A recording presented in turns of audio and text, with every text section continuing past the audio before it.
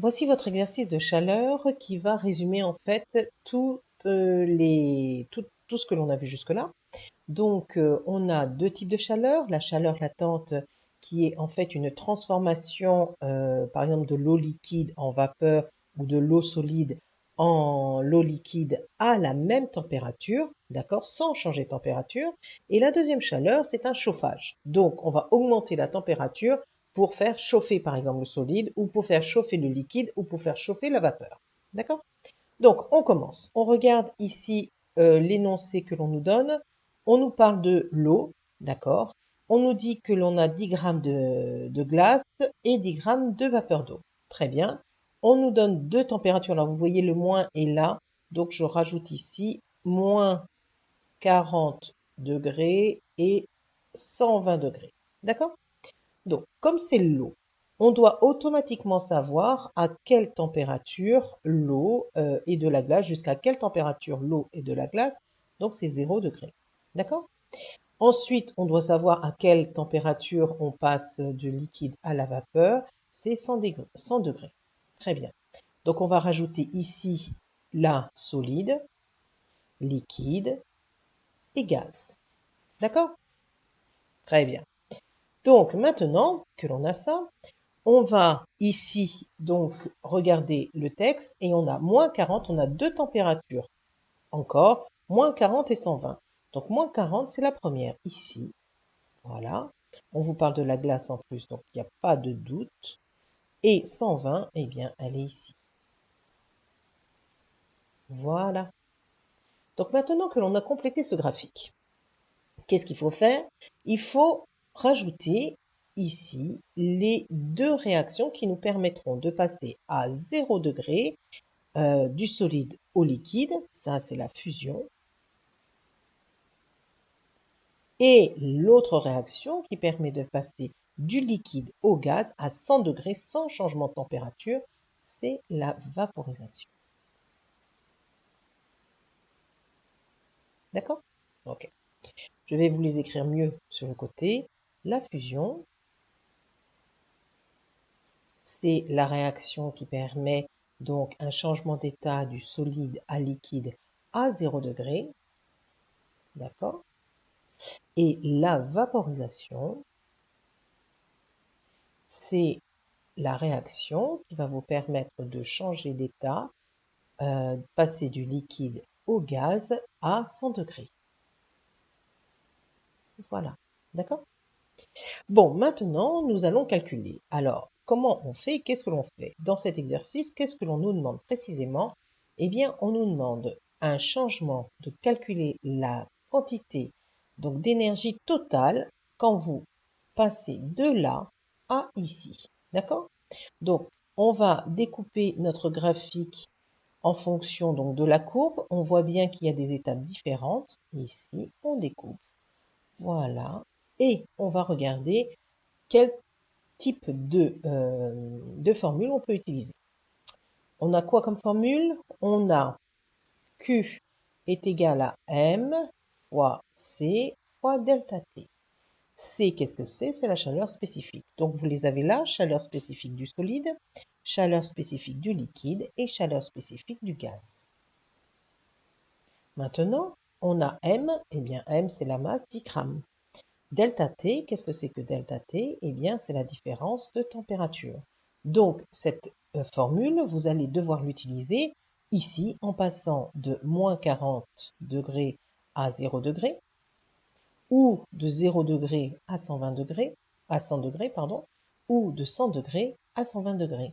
Donc ici, là, Q1, Q3 et Q5, d'accord, vous allez devoir utiliser cette formule-là pour calculer Q1, Q3 et Q5. Maintenant, on va regarder l'autre formule. L'autre formule, qui est Q, est égale à M fois L. L, qu'est-ce que c'est? C'est la chaleur latente. Donc, c'est la chaleur de ces réactions-là. Donc, ici, vous n'avez pas de delta T. Donc, où est-ce que dans la courbe, vous avez sur le graphique, vous n'avez aucun changement de température, mais vous passez d'un solide à un liquide. Donc, c'est un changement d'état, transformation d'un solide en liquide. Grâce à quoi ici? La fusion. Transformation d'un liquide en gaz. Grâce à quoi? La vaporisation. Pas grâce à l'augmentation de température, mais grâce à la fusion. Donc ici à 0 degré, ici à 100 degrés, c'est la vaporisation. Donc ici, vous allez utiliser donc cette formule-là en Q2 et cette formule-là en Q4. Voilà. Vous avez différents L. L de la fusion, chaleur latente de la fusion, d'accord? Et chaleur latente de la vaporisation. Donc, petite différence entre les deux, si vous avez peur de vous mélanger, vous regardez les étapes où vous voyez une différence de température, vous utilisez automatiquement cette formule-là. Quand vous avez une étape qui fait référence, qui est pour une réaction précise, fusion, vaporisation sans changement de température, parce que là c'est à 0 degré que vous faites votre fusion. Q2, ça va être à 0 degré et Q4, c'est à 100 degrés. Eh bien, vous allez utiliser celle-là. D'accord? Ok. Donc, on va commencer à faire les calculs. Donc, on fait les calculs ici, là. Et donc, on utilise des formules. Vous allez devoir les faire chez vous, ces calculs-là, mais je vous montre donc les formules ici. Donc, Q1 est égal à M, qui est 10. C de quoi? On regarde du solide CS. Voilà, parce qu'on est dans la partie CS. Et delta T, la différence de température entre les deux, c'est 40. D'accord? Donc, 10 fois 2,14 fois 40. Donc, vous ferez le calcul, on l'a déjà fait en séance. D'accord? Alors, moi, ce qui est important, c'est que je veux savoir les unités. Ce ne sont pas des patates, je vous l'ai déjà dit plusieurs fois. Donc, comment vous allez connaître l'unité? Regardez ici, de la chaleur, c'est joule. Joule, joule, joule et joule. Donc, automatiquement, ici, c'est joule. D'accord? Maintenant, on va faire Q2. Q2, donc pas Q2 d'ailleurs, on va faire Q3, on va faire toutes celles qui sont pareilles. Donc 10 fois la quantité, la chaleur spécifique de où on est Q3, on est dans le liquide, donc c'est 4,18.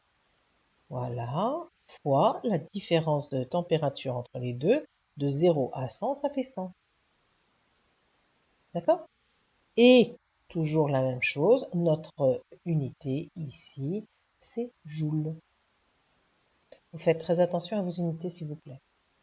Ensuite, on va faire Q5, toujours pareil.